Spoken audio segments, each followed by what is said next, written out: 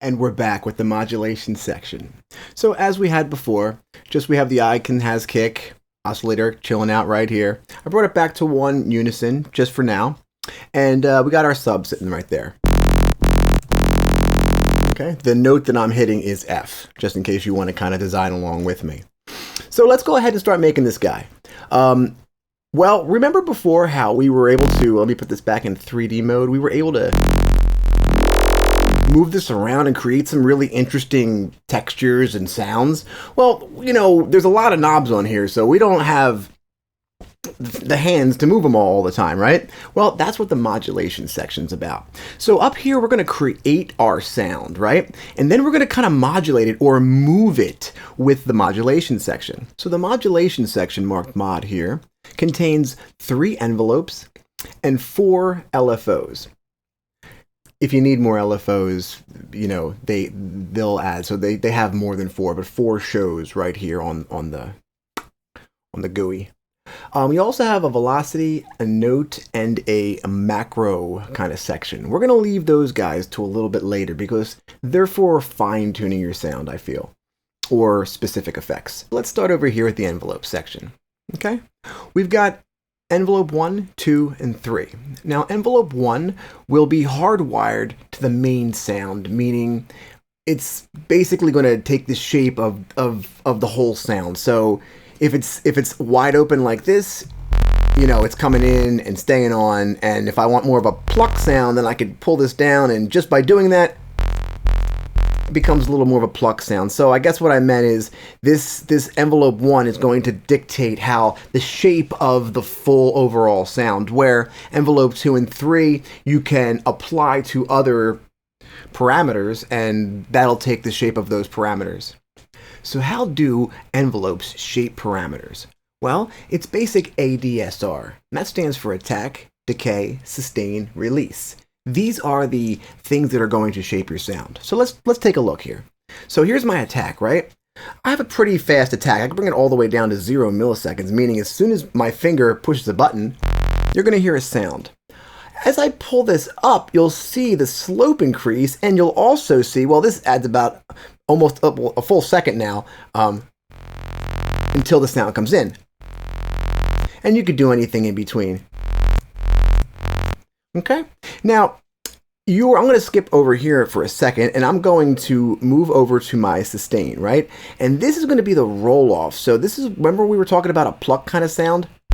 So there's no hold here. Now watch what's going on, right? So the sound happens right away, right? 0 milliseconds, my finger hits the key, sound comes right in. And it's holding for 0 milliseconds, and then it starts to roll off, okay? So if I was to hold it, though, for a bit, look at what happens. I could hold it and then have the roll-off happen, okay? So then your decay is the amount of roll-off that you want. Now your release here is going to be after your finger lets up. So right now my finger, it's on 0 milliseconds. So as soon as my finger lets off the key, you know, no more sound. But if I pull it up,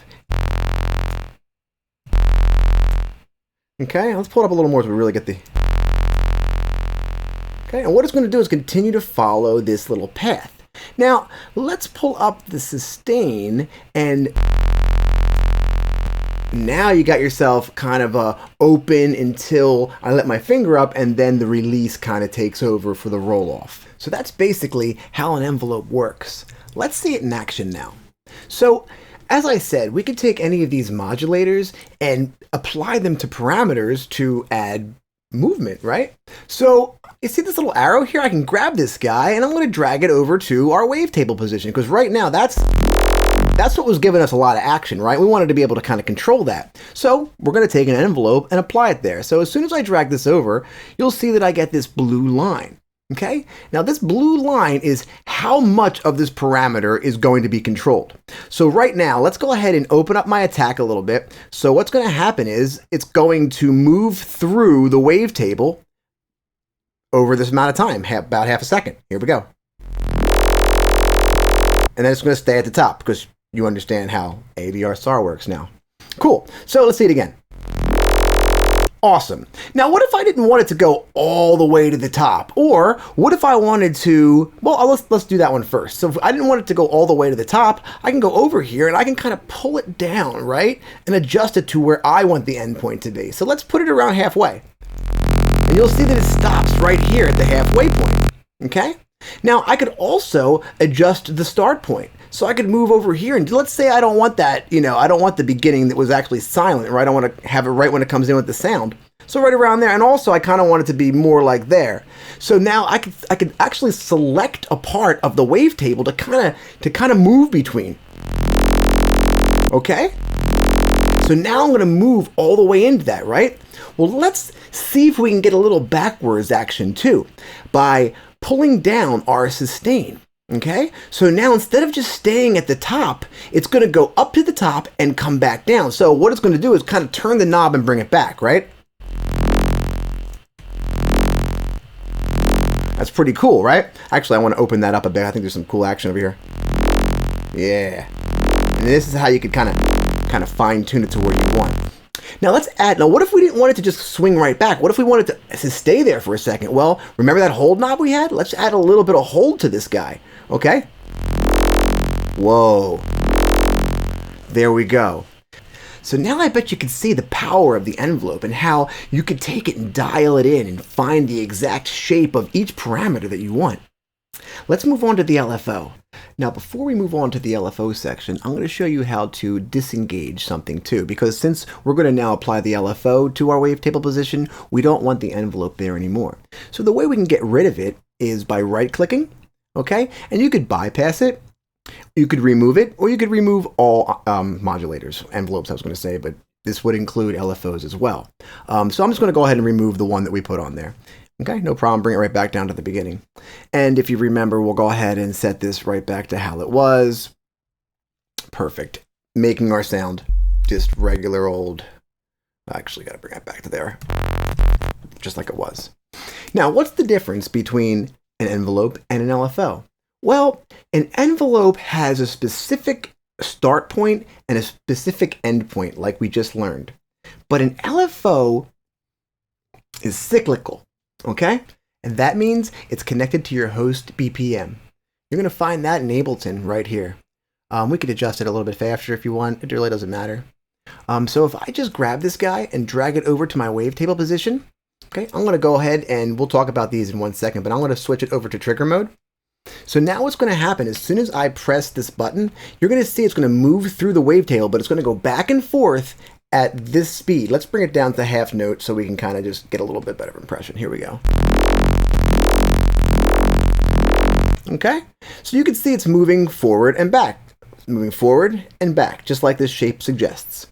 But what if I wanted to move forward faster and back slower or something like that? I wanted it to be a quicker attack and maybe choke out faster right there, So now we got something like this. Okay, we can shape this LFO any way we want. What if I wanted to, I don't know, bring it over like this and maybe add another point, something like, let's see, something like this. So we can really create these interesting shapes just by clicking. And if you want to remove them, you can click again. So anywhere you click, and there's no limit to the shapes that you can create. It's up to you how many points you want and how you want them to look. These are pretty interesting, and if you like them, you remember you can go ahead and save them right here. I can save my shape and they'll end up in my user shapes. If I create something pretty cool, or if I come upon something pretty cool in like a preset or something like that. Great. So let's get a little bit deeper into this here now. Great. So we know we can save things in here and obviously load other ones. Okay.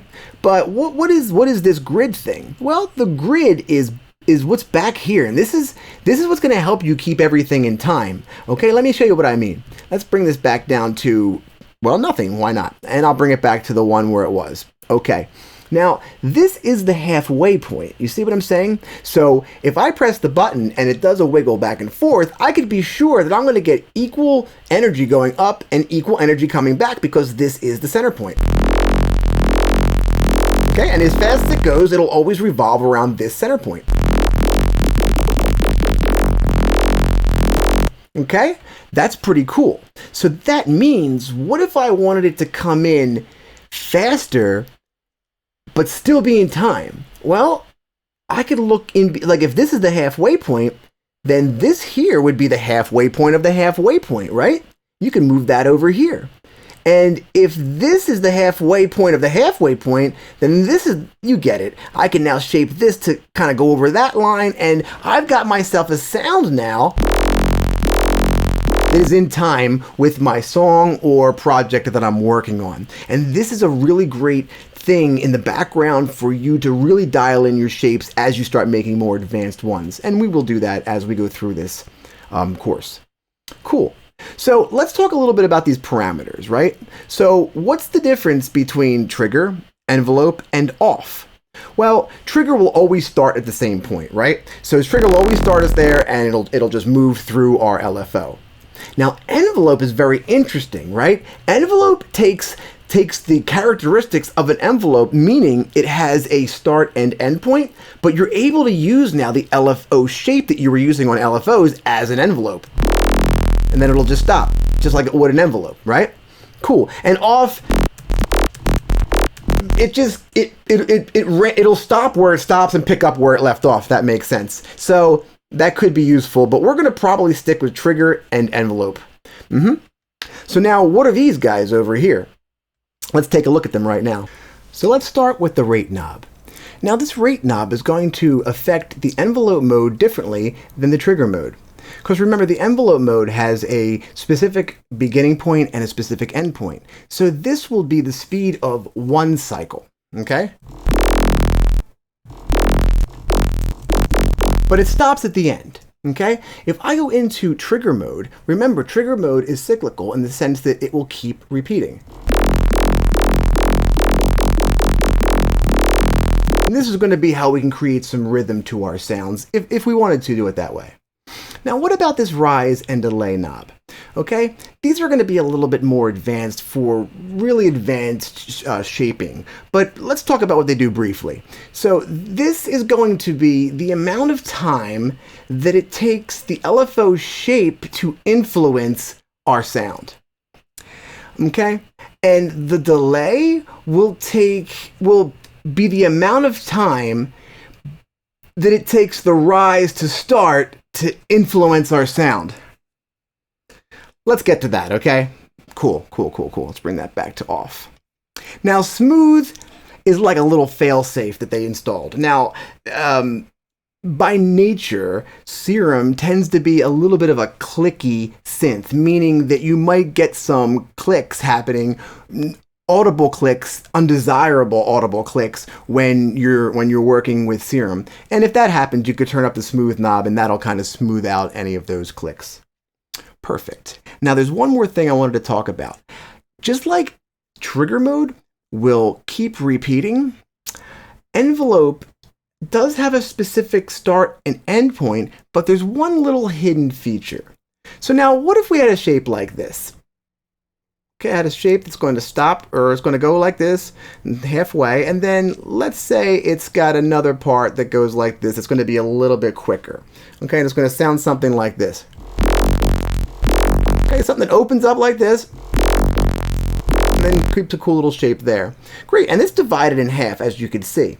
So now in envelope mode, I can go up to here, click this, and I can set myself a loop back point here. Okay, now that means it's going to loop right here on this point. And if I'm sure, I could look, double check, but I'm right on that line. So now it's going to create this eighth note kind of loop here, right? Because that would be half of a, it's going to create this quarter note loop because that'd be half of a half note, right? Okay, that's a little lame. Let's make it just a little bit faster. Nice. Okay, so now we can create this kind of chugging effect that has a different beginning animation than end animation. So at this point, we know a lot of different ways to start taking shape of our bass. We've got our envelopes, we've got our LFOs, and then we've got our different sections of our LFOs, our trigger, our envelope sections of our LFOs, loop back points, rate knob. We got a lot of ways to control our basses now. And remember, This doesn't just go for the wavetable position. We can control any of our parameters, and throughout this course, you'll be seeing me apply a lot of modulation. Let's go over to that filter section and see what's going on there.